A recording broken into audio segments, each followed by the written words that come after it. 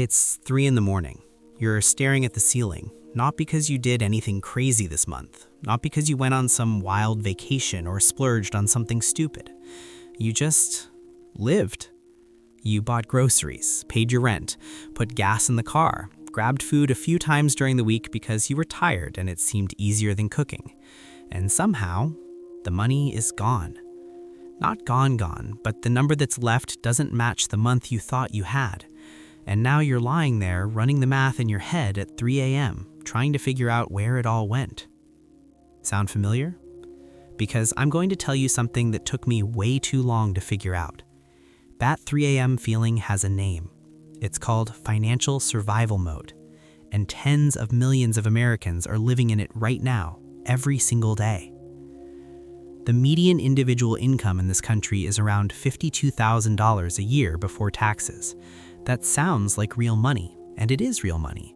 But by the time the government takes its cut, by the time rent, insurance, and groceries are handled, you know exactly how quickly that evaporates. And here's the part that nobody talks about. It's not entirely your fault. The prices of everyday things have gone absolutely insane. A carton of eggs, a bag of chicken, a tank of gas, a dinner out with your partner. The number on the receipt is not the number you remember, and you're not misremembering. McDonald's menu prices rose 40% between 2019 and 2024. 40%. But here's the brutal truth, and this is where I need you to stay with me. Some of the money leaking out of your life every single month is not inflation's fault. It's a choice, and a lot of those choices are costing you a future. In 2026, you can look wealthy or you can be wealthy. Most people cannot do both. This video is about choosing the right one. Number 1, fast food. Let's start with the one that's going to make some of you defensive. Fast food is no longer cheap. It hasn't been for a while, but I think most people haven't actually accepted that yet. A Big Mac meal at McDonald's, the base combo, is now running over $10 at many locations. A family of 4, you're looking at $50 to $60 without even ordering anything extra. A couple grabbing a quick dinner, $20 to $25, easily. And here's the part that should make you furious, because a $20 to $25 meal at a sit-down restaurant gets you a real plate, a server, actual silverware, and food that was cooked in a kitchen you can see. At McDonald's, you're eating out of a paper bag in your car. The old reality was that fast food was the $5 backup plan. The 2026 reality is that fast food costs the same as a casual restaurant with zero ambiance. And the opportunity cost?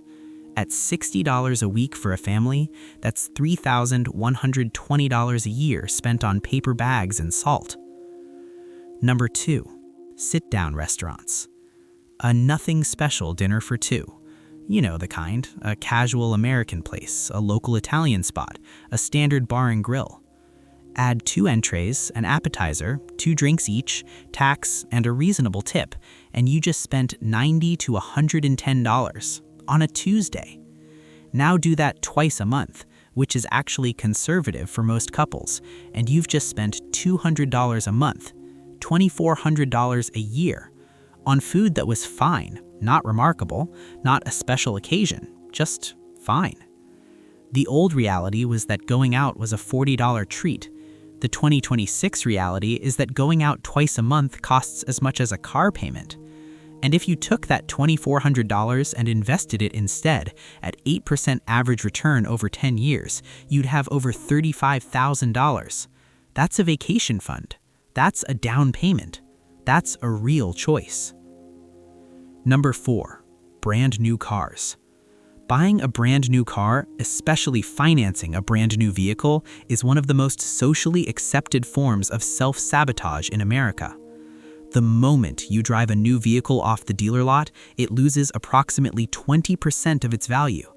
That's not a rumor. That's documented, real depreciation data. On a $40,000 car, you just lost $8,000 in the time it took you to get home. The old reality was that a new car was a reward for hard work. The 2026 reality is that it's a depreciating asset you are paying interest on while it's simultaneously losing value. You are running on a treadmill in reverse. Number 5. The $700 car payment trap. And now, the gleaming monster. The average monthly car payment for a new vehicle in 2026 is $749. Some of you are paying $900, $1,100, sometimes more, especially for a truck. Now let's do the real math on a $55,000 pickup truck financed over 7 years at a typical interest rate. Factor in the interest on that loan. Then add fuel costs because trucks are not fuel efficient. Then add insurance premiums, which are significantly higher for new vehicles. By the time that truck is paid off, you've spent closer to $130,000 on a truck. And after 7 years of payments, after hundreds of fill-ups, after shoveling money at the insurance company every single month, what do you have? A used vehicle worth maybe $18,000. And here's the truly catastrophic part. Thanks to these 7- and 8-year loan terms, many people hit what's called negative equity. You owe more on the vehicle than it is actually worth. You are financially trapped inside a depreciating machine. That is not a status symbol. That is a financial anchor. Number 5. Branded designer logos. Here is one of the most psychologically fascinating wealth traps in modern America. A $200 white t-shirt, plain white cotton, except for one thing, a small embroidered logo on the chest. Now, I'm not here to tell you what to spend your money on, but I am going to tell you the truth about what that logo actually represents. It is not quality. A $40 white t-shirt from a reputable brand is made from comparable materials.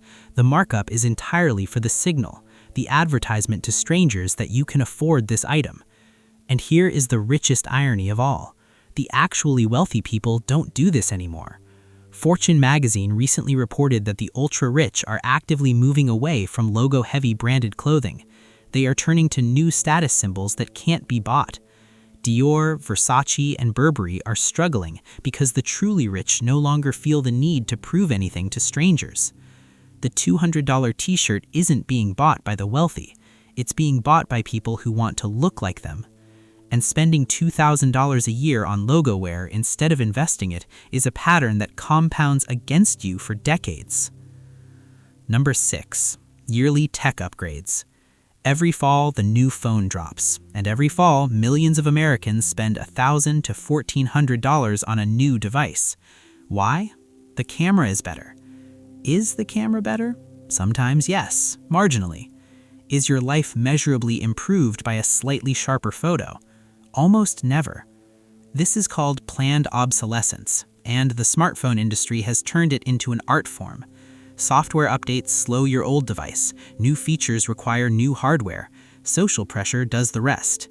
The average phone upgrade cycle is now 3.5 years, meaning people are actually starting to wake up to this, but many still upgrade every 12 to 18 months. Here is what that actually costs. A $1,200 upgrade every 2 years is $600 per year for a camera upgrade. That doesn't change your income, doesn't change your career, and doesn't actually change your life. Number 7. Streaming and subscription bloat. Quick quiz. Without looking, how many subscriptions are you paying for right now? The average American household pays for 4 to 5 streaming services and spends around $70 a month. Some households are paying over $200 a month. Now, how many of those are you actually watching? Not keeping because I'll get around to it eventually. Actually watching, regularly, right now. If you're spending $100 a month on streaming services, that is $1,200 a year for television. For comparison, a library card is free, a gym membership costs less, and there is not a single show across 6 different platforms that is worth $1,200 in opportunity cost. The fix is genuinely simple. Rotate your services. Watch one, finish it, cancel. Subscribe to the next one. You lose nothing. You save $600 to $1,000 a year. It takes about 3 minutes of effort. Number 8. Debt-funded vacations. Here's the one that's really going to sting. Nearly 1 in 3 Americans says they are willing to go into debt for a vacation, and among millennials and Gen Z, between 42 and 47% report using debt to finance their summer travel. Let's do the math. A $4,000 vacation put on the credit card at 22 to 24% interest, paid off at minimum payments, you end up paying $5,500 to $6,000 total, and you carry that financial stress for 12 to 18 months. You spent 7 days on a beach. You paid for it for a year and a half. The Instagram photos looked incredible. The credit card statement did not. I'm not saying don't travel. I'm saying save for the trip first so the trip doesn't end up costing you twice. Number 9. Financing furniture. This one doesn't get enough attention. Putting a couch on a payment plan with interest is one of the quietest financial insanities of modern life. You are paying interest on a piece of furniture, something made of foam, fabric, and particle board that will be visibly worn out in 5 years. You'll be tired of it in 3. Here's the math. A $1,200 sofa financed at 28% store financing over 18 months if you miss the promotional no interest window, which many people do, and you've paid $1,600 or more for something that is depreciating under your body weight as you watch the streaming services you're also still paying for. The old reality was that you saved up and bought a couch. The 2026 reality is that people finance a couch and pay interest on it. On a couch. Number 10. Premium specialty gadgets and brand name everything. The $400 blender, the $250 air purifier that does what a $40 one does. The specialty cleaning products that cost 4 times more than the generic version and accomplish the exact same result. The name brand dish soap does not clean your dishes better than the store brand. The $400 blender does not make a meaningfully superior smoothie to the $60 blender for someone making a morning protein shake. These purchases are not about quality. They are about the feeling of quality. They are about the identity you are constructing in your own kitchen, and the marketing teams behind these products understand human psychology better than most of us give them credit for. Every single one of these purchases is a small amount of money attached to a feeling that fades by Thursday. Now, I want to talk about what all of this actually costs you. Not in dollars, but in the way you think. When you don't have a financial cushion, and the average American household is carrying over $11,000 in credit card debt right now, your brain is not operating in strategic mode. It is in survival mode. Financial anxiety triggers a real, measurable physiological response. Your cortisol levels spike, your heart rate climbs, and your brain becomes wired for short-term thinking, because that is what cortisol does. It prepares you for an immediate threat, not for 5-year planning. You cannot think clearly about your future when your nervous system is treating your bank account like a predator. But here's what changes when you start building a cushion, even a modest one. Research shows that having emergency savings produces measurably higher financial well-being and lower stress responses. Even a few $1,000s in a savings account shifts how your brain processes financial decisions. And when you get to $10,000, $15,000, $20,000, your entire relationship with money changes. A $700 car repair goes from a crisis to an inconvenience. Read that again. A $700 car repair, the kind that used to keep you up at 3 a.m., becomes something you just handle. You write the check, you move on, and you don't lose sleep over it. And the psychological freedom that comes from that is not a small thing. It is not a luxury. It is the foundation of every good financial decision you make from that point forward. Your savings account is not just about money. It is about options. And then there is what I call walking away money. When you have 2 or 3 months of expenses saved, you can look at a toxic job, a bad boss, or an underpaid position, and you have real options. You can negotiate from a position of strength because you are not desperate. You can take a better opportunity that doesn't start for 60 days. You can walk away from a situation that is slowly destroying you. Most people don't realize this is a superpower. They think financial freedom is about being a millionaire. It's not. It starts with having enough that you stop saying yes to things that don't serve you simply out of fear. Here's what I'm asking you to do. Not tomorrow, this week. Track your spending for 30 days. Every single dollar. No judgment, just data. And I promise you, you will find your somethings. The subscriptions you forgot about. The fast food runs that feel small in the moment but add up to something enormous by the end of the month. The financing you're paying interest on for things you don't even think about anymore. And then, one by one, cut them. Not all of them, not permanently, but strategically. Because here is the math that should get you excited instead of guilty. The first $100,000 is the hardest money you will ever make. It takes the average person nearly 8 years, not because they're not working hard, but because compounding hasn't kicked in yet. Your money hasn't started working for you yet.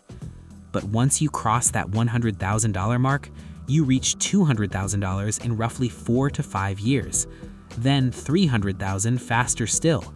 Then the math starts doing the heavy lifting, and you start doing less of it. But it only works if you give it something to work with. Every dollar you spend on a logo someone else designed, on a payment plan for furniture you'll replace in 5 years, on a phone upgrade that doesn't upgrade your life, that is a dollar that will never compound. It is a dollar that goes to a corporation's bottom line and never comes back to you.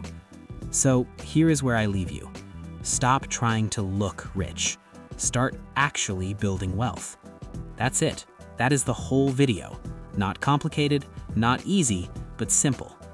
The 3 a.m. ceiling stare doesn't have to be your reality, but it will be every single month until you decide that your future matters more than your image. You've got this. If this video hit home, share it with one person who needs to hear it, and drop a comment right now and tell me what is the one thing on this list you are cutting first. I'll see you in the next one.